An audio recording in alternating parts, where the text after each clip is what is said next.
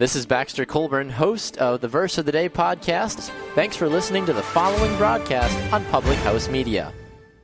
Hey, it's Baxter Colburn here from Public House Media. Did you know that we just added a store here at Public House Media? No, I'm not talking about a grocery store where you can go buy apples or bananas or peanut butter, which are all fantastic, especially when peanut butter's on all of those. Anyway, we've added a store here at Public House Media so you can not only come and represent your favorite podcast network, but also represent your favorite shows as well, too. Just go over to thephmedia.com and look in the top right corner where you'll see the button that says Store. Click on that and you can search through all of our great products. Or if you go to our Facebook page, Public House Media, you can see on the left-hand side a tab that says Store. All of our products are listed there as well too. It's the new Public House Media store. You don't want to miss it. It is fantastic. Buy some of that great swag to support your favorite shows and to support Public House Media. Check it out today.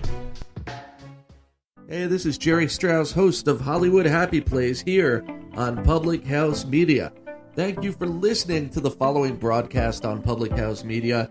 And once you're done with this episode, I hope you'll come check out my show, Hollywood Happy Plays, where we talk with and about all of your favorite names from the worlds of TV, movies, music, whatever entertains you. We are getting up close and personal with those people right here on HHP. A new show comes out every 2 weeks, so don't forget to subscribe on iTunes so you never miss an episode of Hollywood Happy Place. Thank you again for checking out the following broadcast on Public House Media.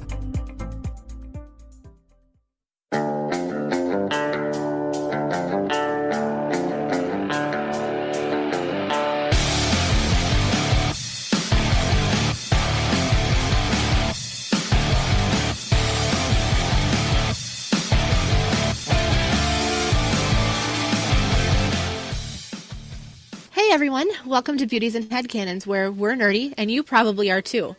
This is Lindsay, and I'm here today with Elisabeth and Emily, and we're here to talk nerdy to you. Today we're talking about Infinity War. Part 3 of the Marvel series featuring the Avengers opened to $640.9 million at the worldwide box office and $258.2 million domestically. A pretty solid start to its run, even edging out The Force Awakens and The Fate of the Furious. But here's this thing, even though it's scoring well with critics and the audience in general, are diehard comic geek fans happy with it? In these circles, I'm kind of noticing a bit more of a mixed review. People love it, some people hate it, and I'll be honest, in the movie theater there was a little bit of yelling at the movie screen, maybe a little bit more than I was expecting. And we're here to talk about that and discuss why. Keep in mind, this review is not spoiler-free. We've all seen the movie. We're assuming you have too. But if you haven't seen it yet and don't want to hear any spoilers, get out. Get out now. You've been warned. Listen to it later. We do have a lot of things to talk about in this one, so I'm just going to kind of jump right in. A while ago, we saw a meme about who do you think of these Avengers and friends would be able to beat Thanos? Well, in the end, we all know Thanos is kind of still alive, and a bunch of our good friends are gone. I've got a list here, but I don't know if I really want to tell you all and remind you of the awful things that happened at the end of the movie. What was it? Bucky, Black Panther, Scarlet Witch, Falcon, Drax, Groot. We know Doctor Strange is gone, Spider-Man, Star-Lord, Mantis, and in the very end, if you stayed after the credits, you see Nick Fury and Maria Hill as well. I'll admit, I think some of these characters are more minor, and although we love them, I didn't want Black Panther to leave because we just got to know him so well. But I did feel like, okay, there's still a lot of hard hitters left. And most of these guys aren't going to be gone forever, because if you know anything about comics and the whole Thanos can snap his fingers thing, we'll be okay, right? I hope so. I don't really know. I mean, we were talking about, let's see, Hulk is still around. I don't know. I think we'll be okay. We know that per both the comics and the movie that Thanos can snap his fingers, and that was a really cool nod to the comics that they did, where there's a lot of emphasis on that, where there's a lot of little, the word is onomatopoeia of snap, and you know that something detrimental or amazing could have just happened. We do see Thanos snap his fingers and turn time back just for a moment so he can take the mind gem out of Vision's head. And I was so happy that, like, they had won. Scarlet Witch had taken care of him, and it was going to be fine. But no, he just turned the time back. So in the comics, this also pertains, the limitless omnipotence. Oh, I know Elisabeth has a lot to say about that and Thanos. I felt like that was a real underlying theme about all of this, just knowing that the Infinity Gauntlet can give this limitless omnipotence to the wearer. In the comics, this also pertains to other characters. We don't really see anyone else wearing the Infinity Gauntlet in the movie, but we do see more of that in the comic. And there's some characters that don't even have a very heavy role in the movie that they did in 1 through 6 of the Infinity Gauntlet series. So I don't know if any of you guys read those or not. Nebula isn't really obviously not a zombie in this one, but she is in the books, and in the movie she's more of like I guess Thanos is torturing her or disassembling her or a little bit of both. I didn't really understand exactly what was going on there, but he uses her to get to Gamora, and they really, I guess because she's a mostly machine, she couldn't have been a zombie, really.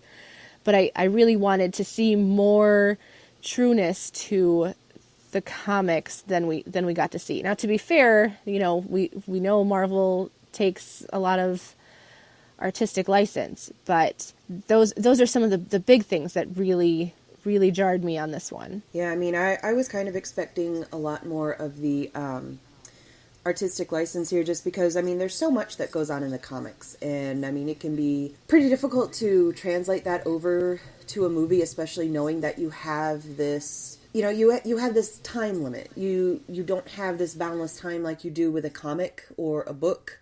You have a time limit that you're working within. And Peter Jackson had to do this very thing when he was making Lord of the Rings. He had to sit down and figure out, what is the core of the story? What is the story that needs to be told? And he figured out that, okay, well, Frodo's journey with the ring and destroying the ring, that's the important part of the story that I need to tell. So everything else, even though I had to cut out Tom Bombadil and, all those other things that were really cool, really interesting, that the fans really loved, it didn't add to the story and contribute to it, so I had to cut those out. And I feel like the writers of Infinity War didn't do that. Instead of sitting down and figuring out what the core of the story is, what they needed to tell, they were just like, we're just going to try and shove everything in here, and if it doesn't work, then oh well. And I personally don't think it really worked because they did that, but that's just my opinion, so. Yeah, I get the feeling they tried to shove way too much story, because the Avengers all split up after Civil War, and I feel like they tried to connect everybody's stories back together again, and there was too much to connect back together to make it all kind of contiguous. I mean, in a way, they could try and do that near the end. Avengers 4, which is so unnamed still, is not even named yet because it would have given away too much about what happened in Infinity War.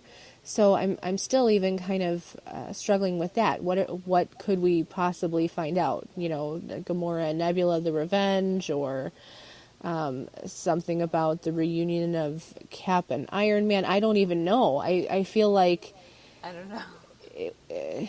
Honestly, at this point, I'm thinking, and I'm also really hoping that they'll bring in Uatu the Watcher. And I'm hoping that he will at least show up and talk to Tony and, show him maybe what Doctor Strange saw and show him a path to go on.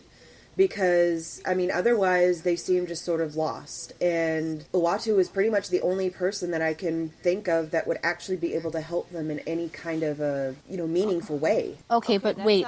Isn't the theory right now that the Watcher is Stanley? It could be. I don't remember. It's a fan theory, but I don't know if it's, legit. Because we haven't seen Uatu even come in yet. Right. I know, but that's what I'm saying.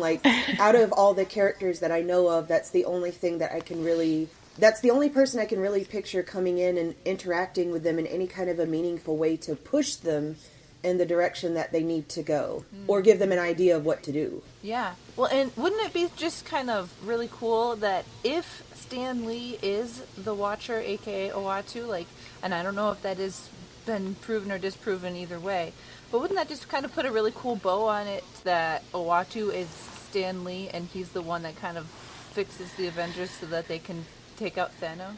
Yeah, I mean, I like this theory, but I don't think it's going to happen. The Watcher only watches. He doesn't intervene or intersect or do anything. Well, not always, but in the Civil War arc, after the end of it all, he does come to Tony, and he does explain to him what could have happened, and he does show him, you know, how wrong he really was during Civil War, at least in the comic. So he has been known to at least mildly intervene, like not full on intervene, but at least like come in and share some knowledge. Okay. Interesting. And I think that would be really cool if it were Stan Lee. I do too. Cool. I agree. He's always around. Well, and I'm worried too, because haven't we heard recently that Stan Lee's health isn't the best that it could be? I'm worried. Okay, so back to the movie. We learn a little bit about Thanos and his motivations, where he has gone to different planets and he thinks of himself as kind of like a mercenary, where people are starving because there's too many mouths to feed and not enough resources. So he kills off half of the population. I'm still trying to figure out if he was doing that with Asgard. And, so we see Heimdall and Loki die, and Heimdall sends the Hulk off so that he can sent off by Heimdall to hopefully help later, which we all know that he's not really able to do a whole lot except he's in that suit. And can I also say I don't feel like he was really superimposed into that suit very well. There were a few times where I was like, I don't believe Bruce is in that suit. I'm sorry. Yeah. But Thor comes back. He's with Asgard, and then he's found by the Guardians of the Galaxy, and I feel like there's a lot of potential for Loki or Valkyrie, or not necessarily Heimdall, to come back. But I don't know. Maybe they're all on. I've been trying to really try really hard to hear all the different voices on this movie, and to think about what everybody else is hoping to have happen. We see Vision, and they try to make it so that he can live without the Mind Stone. And there's so much going on in the future that there's so many things that they could bring back, and maybe Vision could be fully human. I know that's kind of what he wanted in sort of like a Pinocchio kind of way, to be human-esque. More human-esque than he already was. And we have to wait for Avengers 4 to come out for over a year, guys. Over a year we have to wait. So I'm still trying to digest this movie. I can't even talk about it. Yeah, they have so much going on. It is hard to kind of take in everything and process what's happening, and right. There's just so much. And I mean, if Loki is really dead, or not, who really knows? I mean, I know Thanos said, oh, no more resurrections, but I mean, honestly, I don't really like Thanos. I don't really take him at his word. So who knows? I'm pretty sure Loki just does whatever he wants. So if he really wants to come back, I'm sure he will figure out a way. Well, and the person I was seeing the movie with, I was sitting there talking to Aurelia about how you can't squish a hologram, because she was really hoping he was the hologram at the time. And I was like, oh, I love you, honey, for wanting Loki to still be a trickster. But he's definitely not a hologram right now. Oh, I know. All right, so I did mention that in the comics, Adam Warlock and Nebula have a much more central role in the saga.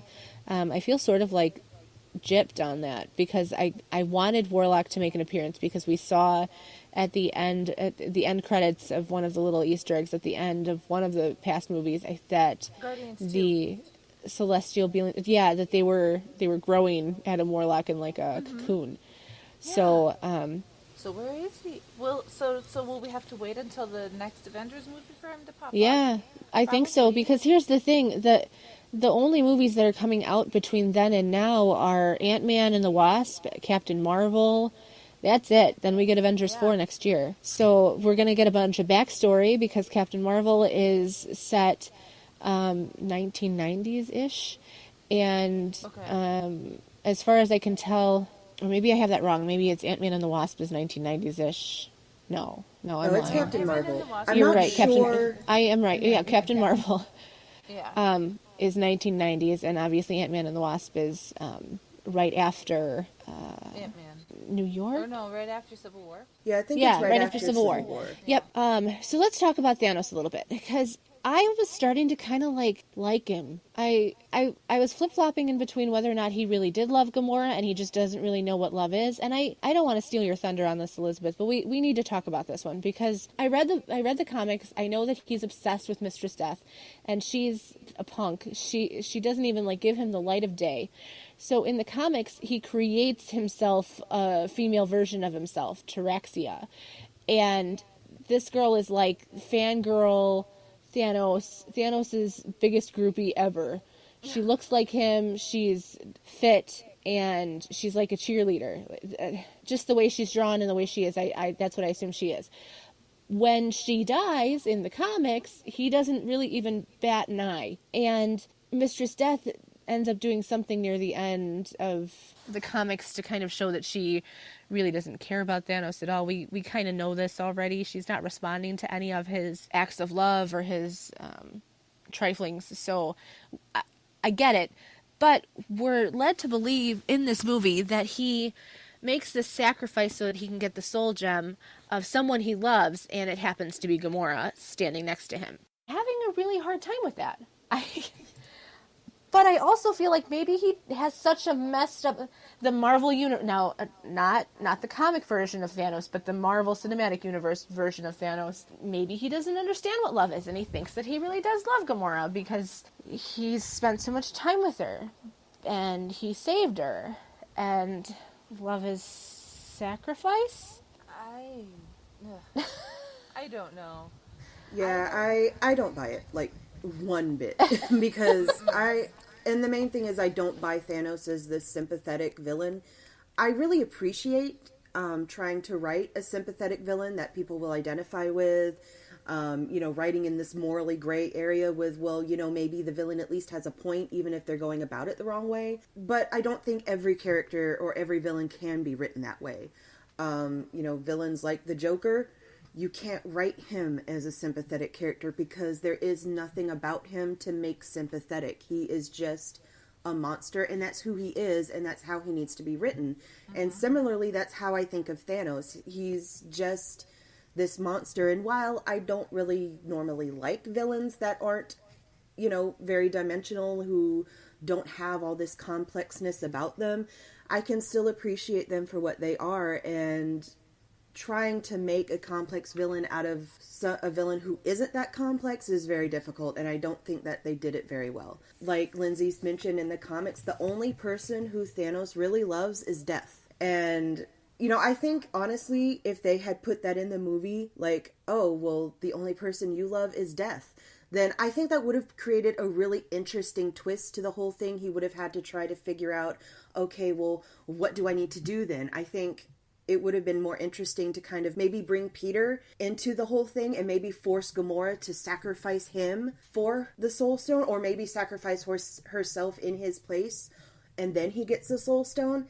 It would have made a lot more sense to me, but again, when you're trying to do too much, you have to, cut things down and make it more simple, and it ends up not working as well. I really don't think it works, honestly. I think they should have just stuck to this whole, he's just a monster. He kills mainly just to impress Death, because that's what he does in the comics. That's why he kills, is because he wants to impress Death. And I think if they would have stuck to that, it would have made the movie a lot better, instead of trying to make this complex character out of a typically non-complex character. Mm-hmm. Yep, I'm with you there, Elizabeth. Yep. I appreciate that they tried, but it just didn't. Yeah, it didn't work out. I felt kind of like he had this opportunity to be more human. He does see himself as a mercenary. He is trying to... Marvel Cinematic Universe tried to make him more relatable, I guess. But I agree. I think they missed the mark. I really wish that they hadn't tried so hard, but I do still want to like Thanos, and I don't know why. And that's probably what's bothering me so much. Honestly, the way I view Thanos is he's kind of a combination of two DC characters, at least in my mind. He gets kind of some personality traits from Ra's al Ghul, and then he gets some other traits from Darkseid. It's like if Darkseid and Ra's al Ghul did the fusion dance, but then took out all of the good, interesting things about themselves, you would get Thanos. And I think that's what makes it a little frustrating, at least for me, because, he does have the potential, but it's just never executed. It's never acted upon. He's just continues to be this OP evil monster, and he's never progressed past that. And okay, sometimes you need that, but he is what he is, and to make him more than that, it just doesn't really work. Right. Well, and I feel like there's a lot of cop-outs, but Thanos was the Mad Titan. I feel like it's just who he is, to be ruthless and crazy and rooted in his mission for this all-powerful being. In the comics, I feel like they talked a lot more about the things that having all of that power would do to your psyche and to yourself, and that it would make you crazy, it would make you a lunatic with power. And I feel like that's kind of lost on this, where they make it so that this is just how he is. And even when he has all the power to do the things he could, I just feel like there's a lot of disconnect between those two entities of Thanos, where one of them is this cinematic universe mercenary who loves Gamora and mourns. Oh, he mourns because Mantis says that a few times when she's trying to change. She's keeping him in place. And then in the comics, he's just completely ruthless. I don't even think he loves Mistress Death. I know he adores her and wants to make her happy and want to make her respond to him. But I feel like it's more adoration, obsession than anything else. So let's go forward a little bit. There's some cool Easter eggs in this one where, I of course have to go back to Easter eggs being like in Ready Player One. We do see Red Skull. He's the guardian of the Soul Stone. And we mentioned Stan Lee. He was a school bus driver in this one. He says something to the kids when Peter Parker's on a field trip about, well, what's the matter with you guys? You've never seen a spaceship before? So I think it's really funny because he's had all these different experiences in all these different movies that he's cameoed in. It kind of implies that he's the same guy in all of them. Yeah. He's just happens to have this awful luck where he's just always there. Or, best luck. I'm not sure. Yeah. You can take that either way. Right. We see Teenage Groot. He's playing a 1980s shooter game called Defender. Did either of you guys notice that? I thought that was pretty cool. Yeah. I love that game. It's a game where you just... Go ahead. Well, I'm reading Ready Player One right now, so I noticed it because I'm like, oh my goodness, throwback. And love it. I'm just catching all the references, and it's awesome. Yes. Well, and then Peter makes a reference to aliens coming out of if an alien tries to lay eggs in my chest, he's not going to have any of that. And Tony says something about, oh gosh, we're going to do another pop culture reference. I mean, I think there's a lot more to talk about. We could probably talk forever on this, but I'm going to give this one over to you, Emily. I think, and we can talk about what you've got. Yeah, and another thing that it kind of helped, what was it, Iron Man, it helped Tony and Peter Parker and, who was with them? Oh, Doctor Strange. It helped them, steal the ship, was, Peter Parker was like, hey, you ever hear that really old movie, blah, blah, blah, and then Doctor Strange was all confused about how his plan actually worked, and Tony's like, kids seen more movies. I'm like, oh, nice. I think I'm going to have to go see the movie again just to get that reference. My dad loved Aliens. There were several movies on TV that once they were on for good. And he would fall asleep in front of the television, but then he'd wake up an hour later and you turn the channel on him, he would know, and he would be so upset. Aliens was one of them, and I'm sure I've watched it a million times, and I don't understand how Peter got them to steal the ship based on aliens. So I'm sure I'll figure it out. I think it probably had something to do with getting sucked out into space. That's my assumption, because I've never seen Aliens. I don't know. Probably just sucked out into space. Oh, because they probably send somebody out there, because they do get rid of someone, don't they? Maybe. And they send him out into space and he gets disintegrated. I don't know. If you guys know and you're listening to this, please put it in the comments and tell us. Relates to their plan. Yes, because we know there's aliens in Infinity War. There's lots of them, but this particular reference went way over our heads. We knew it was a reference, but we didn't really. Yeah. So, first of all, my husband and I went to see it. And we saw it in 3D, IMAX 3D, and so we were super excited because it's going to be, this wonderful, beautiful IMAX and 3 dimensions and awesomeness. But we were sat way too close for that to be good. Like, the screen was humongous, so if we wanted to see a lot of things, you couldn't move your head, but you had to, move your eyeballs so that the polarization on the glasses wouldn't be off. So don't sit too close if you want 3D to work well for you. It's awesome in 3D, but don't sit too close. At least 8 rows back. Give that a shot, because otherwise you're going to be too close for it. Personally, as a movie, I thought it was pretty good. It had a decent entertainment value. Stuff was happening, and you could follow the different banter and that sort of stuff. But I wasn't happy with the way it ended, because it's a superhero movies, and the superheroes are supposed to win. That's just how it's supposed to happen. And that didn't happen this time. So, I take it as it is, because I wasn't the one that wrote it, but, it's not what I wanted to happen. It's not how I wanted it to end. And I think, personally, I have to blame Doctor Strange for that, because he is the one who, personally, I think, recklessly went ahead and decided he was going to look at all of the possible outcomes for this whole scenario. And he's like, hey, guys, guess what? There's only one way that we can win this, so have fun. And then he, didn't do much of anything about it, and didn't make a plan, or didn't tell anybody what the plan is, as far as we know. And he just sits there, and all of a sudden he hands over the time stone. We didn't know that was supposed to be part of the plan. And what? And he said he was going to protect the time stone over everything else, and all of a sudden he's just like, oh, I guess you can have this now. I don't know. Yeah, I had real issues with that. I don't know a whole lot about Doctor Strange, because I was planning on seeing his movie before I saw Infinity War, and it just didn't work out. But even coming into this not knowing that much about him, even I could tell that was out of character for him. So I really have to wonder what in the world was going on.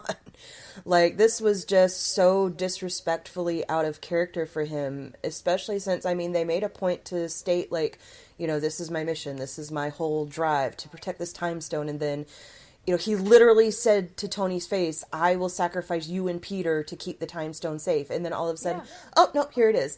So, in the futures that he saw as a possibility, if giving the time stone to Thanos was the way to ultimately win, then why didn't he say anything? Number one, why didn't he just give it to Thanos? Just off top, why go through this whole charade of fighting him if he knows they're not going to succeed? Or if they need to do that in order to stall him for a certain amount of time, why not just tell them, say, hey, look, I'm going to have to hand over the time stone. We do have to stall a little bit, so let's come up with a way to stall him. And I know this isn't going to be good, but this is what needs to happen, at least give them that, and then before he, disintegrates in the ash, it would have been great for him to look at Tony and just be like, you know what to do. And then he's dead. That would have made so much more sense to me if they did that. But the way that they did it and set it up, I don't know. I just thought it was incredibly disrespectful to Doctor Strange as a character. Mm-hmm. It didn't make sense to me what happened there. And so I think he should have been the one calling the shots in that whole scenario. Yep, that did not happen. So, and not to mention this, knowing what can happen in the future, even if you're a powerful sorcerer, that can mess with you, whether you know it or not. Everything that he found out from all of those different scenarios would have been influencing his every move. And so I still think it was really reckless of him to just decide that he was going to see what the future held for them without talking to anybody else. However, I did really love like the witty banter and just kind of one-liners that got dropped by the different characters, especially between Doctor Strange and Tony Stark. They were just like, I think Elisabeth is going to mention this too, but like they Doctor Strange has so much self-confidence and so does Tony. They both have like ego issues, and so they're both like Doctor Strange is dishing back what Tony's giving to him, and Tony doesn't know what to do with it. It's so good. It's so good. And then I just love that Thor calls Rocket a rabbit the whole time. It just, every time I'm like, he's not a rabbit, but it's hilarious. They must not have raccoons on Asgard. I would assume not. Then his closest thing is like he's a rabbit, I guess. Or maybe they don't have either on Asgard, and they're like, well, I guess that looks like some kind of furry small thing. I'll call it a rabbit. I don't know. And then he just classically doesn't understand certain things. Thor doesn't, and it's just typical Thor. Like, oh, Thor, you're just so adorable and don't understand. It's okay. I was hoping for a little bit more snark from Star-Lord, but he did his job, and he was in a very, like, emotional place, I think, for a lot of the movie, especially after Gamora made him promise to kill her if Thanos took her, and then he didn't know what was going to happen to her, and then he found out that Thanos sacrificed her. That's a lot to deal with, so I can understand how his snark took a backseat a little bit.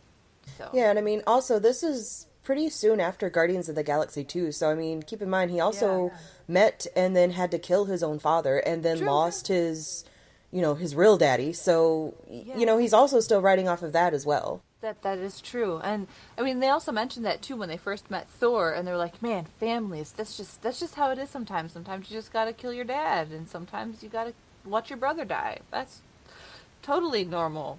Not. But it was kind of, I don't know.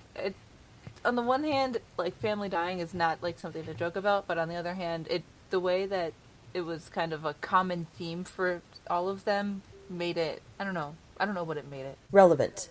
Yes, it was relevant. Exactly. But yeah, we did mention this earlier that there are so many storylines coming together here, though.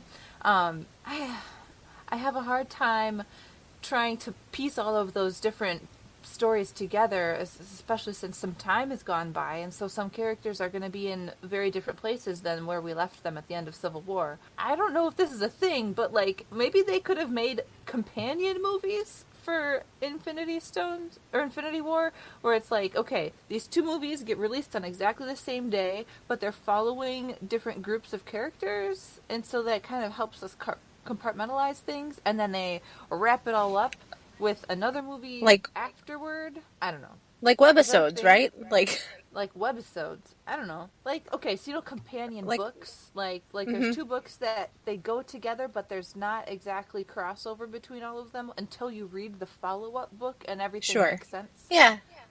I think they should have done that with this movie. I don't know if that would have worked for a movie, but I think they should have tried. I don't know. Because there's so much going on. There's a lot going on. And they tried. I appreciate that they tried, but there was just too much to include. Too much. So that's I don't know if companion movies would really be a financially viable thing to do. Just with, paying everybody and special effects and all that stuff. I don't know that would be very financially viable. Yeah. I don't think that producers would get behind that. It would be really cool. No doubt. That would be really awesome. But I don't think the studios would really go for it, unfortunately. No. They'd be no, that's too much money. Yeah. You stick to your budget. I mean, maybe it could be the new shiny thing, and moviegoers would be like, hey, look at this. It's a companion movie. We have to see them both on the same day. And I don't know. The whole pizzazz of it might make it, I don't know. But yeah, like the whole money aspect. And movies, sadly, are a lot about money, which is understandable because a lot of cost goes into making a movie. So I understand. But anywho, Elisabeth, let us know what you think now. Because we've all shared our bits here. Well, I do have a lot to share. I did watch the movie twice. I didn't pay for it either time, so I don't feel too bad about it.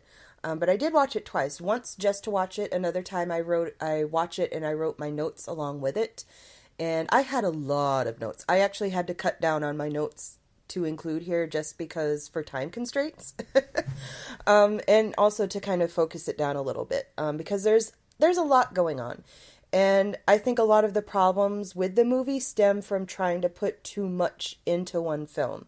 There's too many storylines, there's too many arcs, there's too many things going on at once, and it makes the story suffer because, you know, in order to include this, and this, you have to cut down or simplify this and this. And unfortunately, by cutting it down or simplifying it, it actually cripples the story itself. You know, adding things is nice, but sometimes it doesn't always contribute to a movie very well. Or even a story in general. I recently, I just completed, well, I didn't just complete, but Camp Nano is just wrapping up. And for those who don't know what it is, it's carried on by the same group who puts on NaNoWriMo, or the National Novel Writing Month. But the difference is, as opposed to the main NaNoWriMo, instead of, you know, writing a 50K story in 1 month, which is the main drive of the regular Nano, Camp Nano is more like you set your own goal. So you set your own word count, or maybe if you're doing poetry, you could set a certain number of lines you want to do. If you're just prepping for researching, plotting for a story, you can put down hours or pages that you want to meet, and then you just, you know, you do your thing. And I kind of like that, and I had a story on the back burner that I was wanting to write, but I was just waiting to finish up a couple of other of my stories before I actually jumped into it. And I finally got to with Camp Nano. And so I had, since I had spent so much time like plotting for it while it was on the back burner, I had very specific ideas of what I wanted to do and what I wanted to address.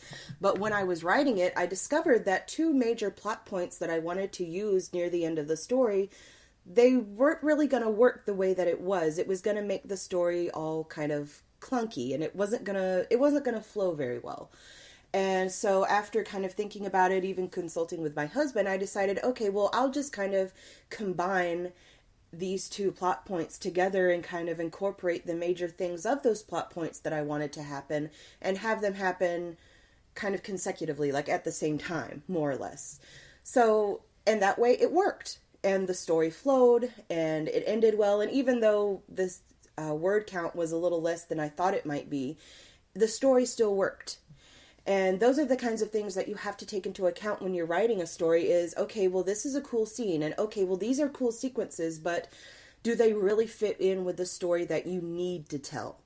And that's not always the case, and sometimes you just need to cut that meat off, and I think that's one of the problems that this movie really suffered from. I also saw this issue in Thor Ragnarok, where they just had so much going on at once, and unfortunately, instead of learning from it, they kind of just turned it up to 11. So that's kind of a major thing of what's going to happen in the movie, I think, and there's just too much going on all at once. There were some things, however, that I think did work, and that I think they did do well, and even though it didn't redeem the movie for me, I did want to take a moment just to address them really quick. In the beginning, at least, there was some fairly decent character development for Tony. You could see, like, especially if you think back to his first Iron Man movies, and even the first Avengers movie, he was still very much, you know, this billionaire playboy kind of guy, where he didn't really care about settling down or being in a relationship or even starting a family, you know, probably because he was just scared of commitment. He was scared of repeating his father's mistakes and being a bad dad.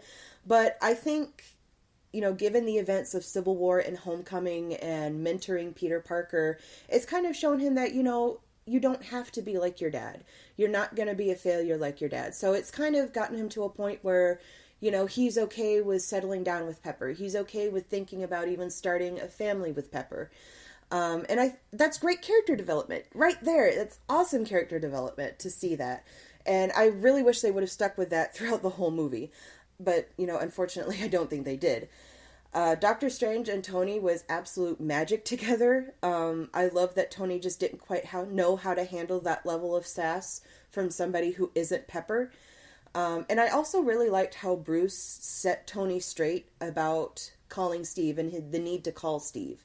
I mentioned earlier that Uatu the Watcher is the one who, in the comics, he showed Tony exactly why he was wrong in Civil War. And I was really wanting that moment. I didn't really care who it came from. I'm glad that it came from Bruce, but I didn't really care who it came from, as long as that kind of moment, that reality check came in for Tony, because that's a moment his character needs to have. And that look on his face was just, it was so understanding, like, you know what, he's right. I've got to take that L, but at the same time, I don't really want to, because there's still that pride and that ego that Tony has. The only thing that I didn't like about that is that he didn't actually get a chance to call Steve. Even if he didn't really get to talk much to him, just him calling and being like, "Hey, Steve, it's Tony," and then, everything goes down outside, and then, I gotta call you back, bye, and then, just so Steve could know that, Tony was the one who needed him, it wasn't just Bruce getting the phone and calling him, Tony was the one who really needed him, and he reached out. I think that would have meant more to Steve, but maybe that's just me. No, I definitely agree that that's awesome that Tony got called out. And I do wish, like you said, that he would have actually called Steve, because he was so close to calling him too, and then all of a sudden everything started happening and it was just too late. Also, why was that a flip phone? It was a burner phone. Oh, okay. All right, that makes more sense. I'm like, why does Iron Man have a flip phone? For what purpose would he even... What? Yeah, because at the end of Civil War, he got this package, and in that package was that phone and a note from Steve telling him, "If you need me, call me." And he had gotten a burner phone, probably because it's harder to trace, I would think. Yeah. That makes sense. That definitely makes sense. And I also love that it's from Steve, so Tony knows, and Steve knows, like, this is the way that Tony's going to get a hold of him too. But yeah, I definitely wish Tony would have taken that chance. Yeah, oh well. In the grand scheme of things, it's relatively minor, and even in, like, my ideal Infinity War movie, even if that didn't happen, I would be okay with letting that go. Because it is such a minor point, but I think about these things just because I am a writer, so I notice all these little things. Another thing that I really loved was Tom Holland's acting. It was just so spot on and so perfect. Before I was watching Tom Holland as Spider-Man, I was kind of neutral on Spider-Man. Like, I didn't hate him, I didn't dislike him, but, if he was there, cool, but if not, like, I wasn't really mad or anything. Like, I would have been fine. But Tom Holland has really made me love Spider-Man. And I mean, that really speaks to his acting abilities, because just to make somebody who was just so neutral about this character actually really love and care about a character, I think that just says all that there really needs to be said about his acting. It's awesome. And I was also so excited to finally see the Iron Spider suit in action. We got that little tease in Homecoming, and it was so frustrating to see, not get to see it in action, but I was so happy to finally see it. It was amazing, and it was pretty much everything that I was hoping it would be. It was awesome.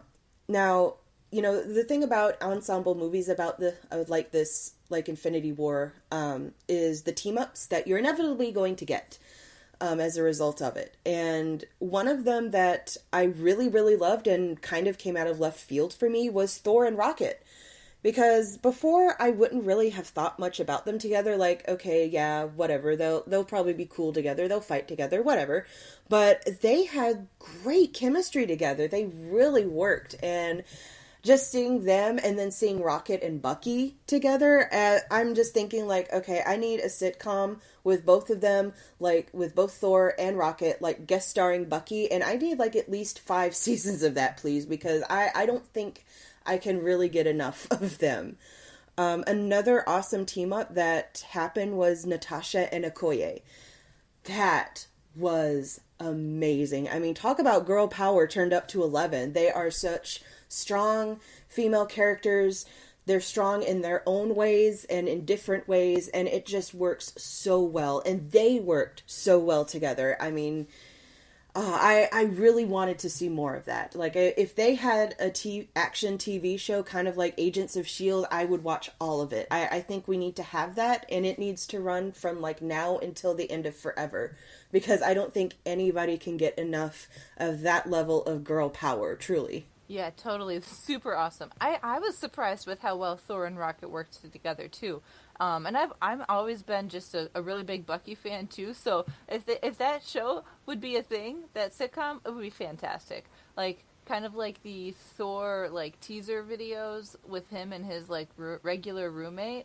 Like that'd be fantastic with Bucky, Rocket, and Thor. Oh my goodness, I would love it. Definitely. I think the comedy in general works a lot better in this movie. In Thor Ragnarok, it really seemed interspersed almost randomly and in times and for characters that weren't really appropriate. Like, one that really stuck out to me was in the throne room when Hela made this offhanded comment that just seemed really out of character, not only for her, but for the rest of the movie. It was just like, that doesn't really work.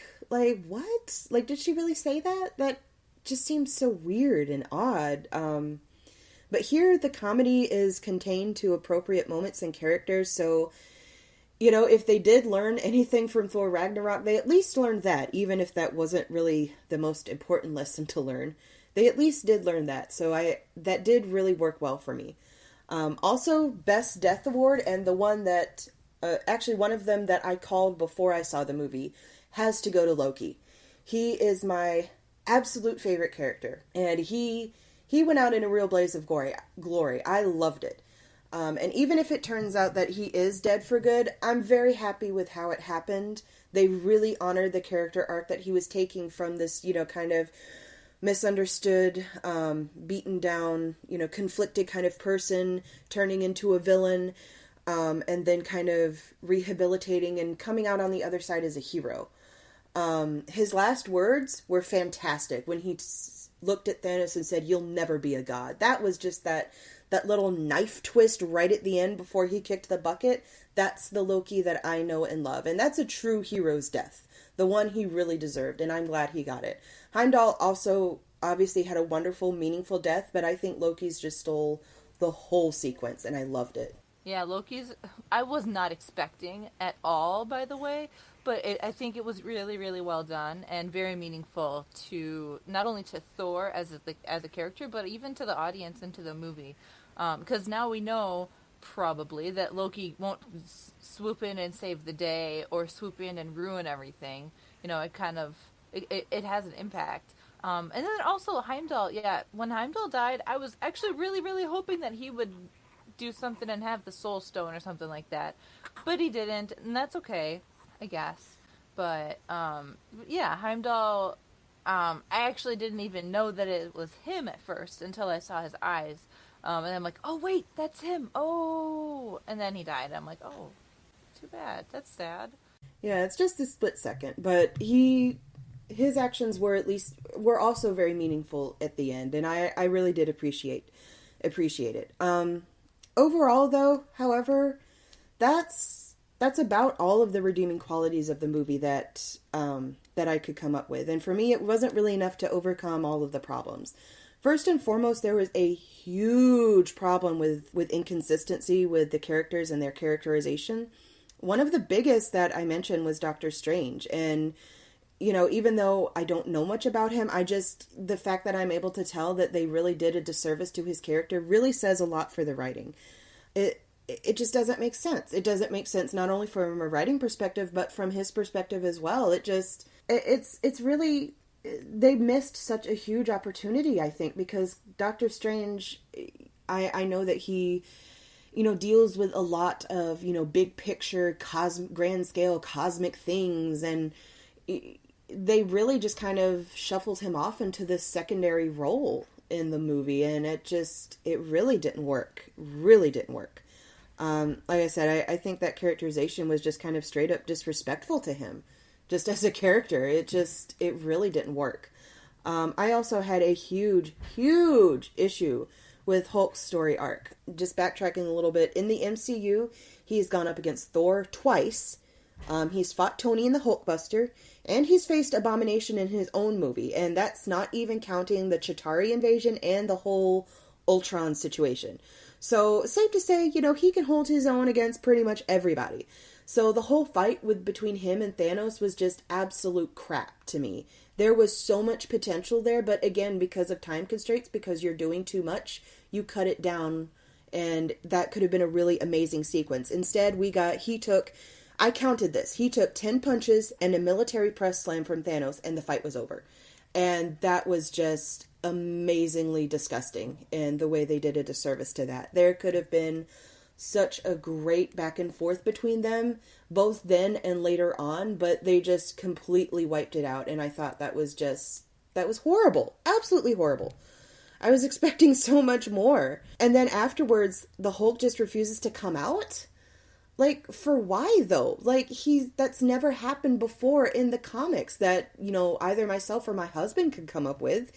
And the only thing that I could even think of is there was one comic where Bruce and the Hulk were physically separated from each other. But that's the closest that I can even recall in the comics that this has happened. He always comes out. And, that kind of disrespects Heimdall's sacrifice because, Heimdall probably would have died anyway, but, he used probably the last of his power to save Bruce and the Hulk, and probably thinking that, the Hulk is going to come back and be able to fight, and then he doesn't. Like, that's such a disrespect to Heimdall and his sacrifice at the time. So, I thought that was just... That was horrible. Just absolutely horrible writing.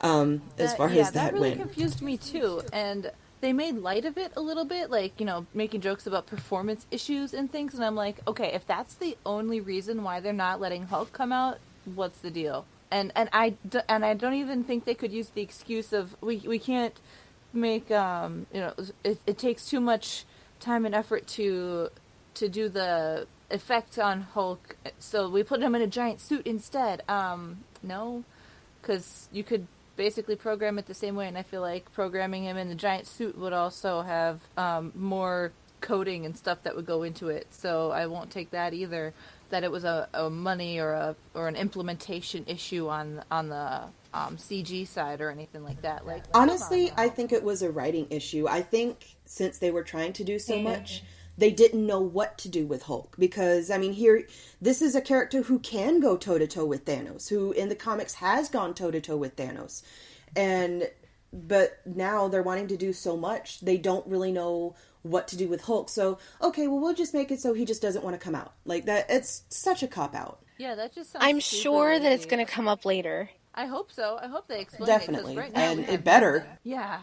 Right, like, it better come up later, but I feel like if they don't address it at some point, it's going to be even worse. There's got to be some reason, and the reason better be epic. I won't hold my breath on the reason being actually satisfactory, but they better at least have something. Right. No, I agree with that. I feel like there's so many reasons why it can't work that way, but that's the route they took. Yeah. And the whole thing with Thanos, you guys know that I don't like unnecessarily OP characters. It really lends itself towards lazy writing, and that's what happened here. They just got lazy, and because you can do all of these things, they think, oh, okay, well, we'll just do that. And the thing is, it doesn't really lend itself well towards good storytelling, because in a good story, characters have to have weaknesses. They have to have things to overcome. And if the biggest thing to overcome is, oh, well, I just have to find all these stones, but I totally have the powers and the capabilities to do all of that. It's really just a matter of time other than, actual obstacles.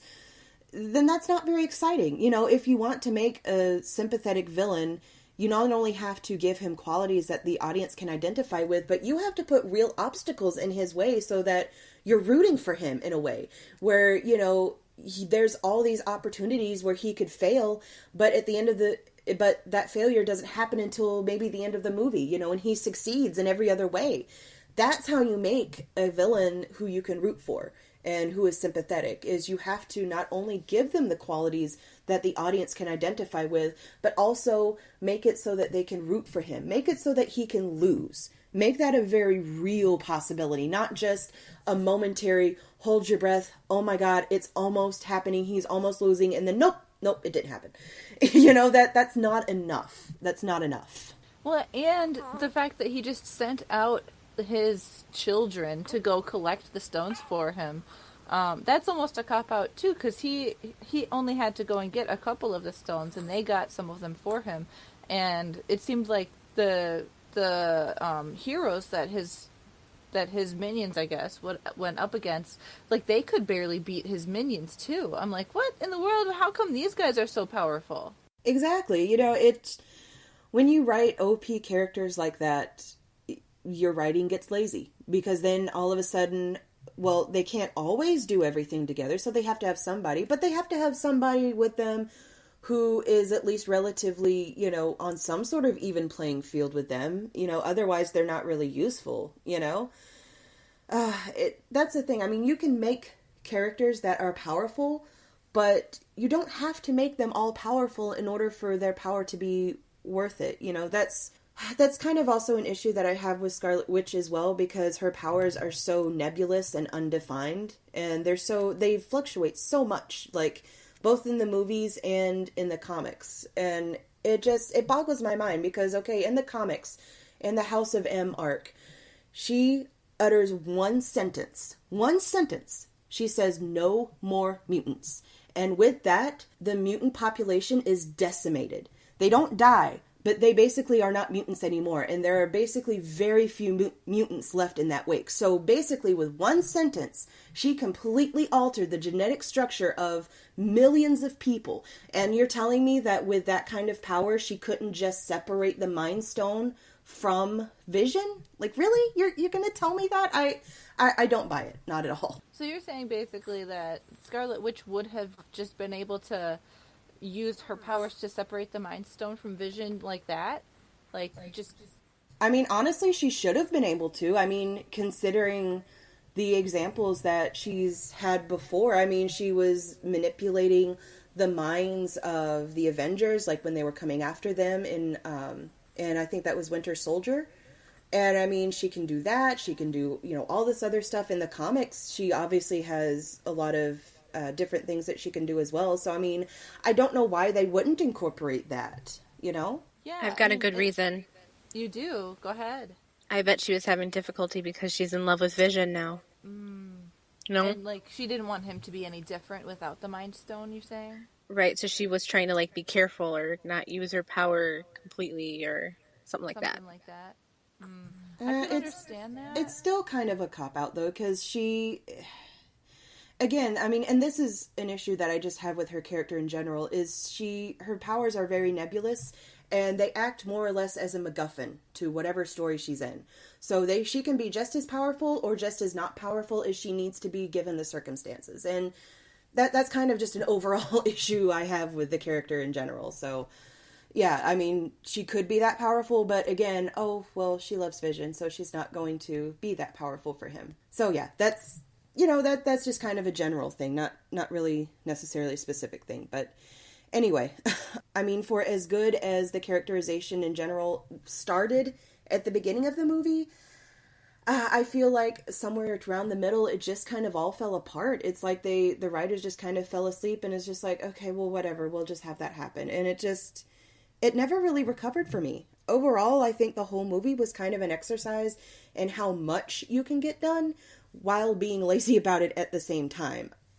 So much of the characterization ends up being off, which as a writer, especially as a fan fiction writer, is very important to me. Honestly, some of the best stories I've ever read, have been fan fiction. And I think that's because we really care about our work. We care about the characters we write about. We care about the worlds we write in. So we pay really careful attention to even the tiniest details. And writers who come onto projects like this professionally, it's kind of up in the air. They might not necessarily care about these characters as much as we do. They might just be there for a paycheck. And if that's the case, then everything just tends to suffer for it. And it's just been my personal experience that if the characters you're writing have to be written out of character, or they have to do things that are out of character for them for no reason in order to propel the story forward, then you really just need to go back to the drawing board, because the story sucks. Period. It just sucks. If the only way your story can happen is if the characters have to act out of character, then the story isn't worth telling. You need to figure out how to make your story get told while still maintaining the integrity of the characters, because otherwise, I mean, there's just really no point, at least to me. So, and unfortunately they didn't recognize that, and they just went ahead with it, and now we have Infinity War as it stands, for better or for worse. I guess all we can really say is let's hope that the next Avengers movie coming in like a year is going to redeem Infinity War.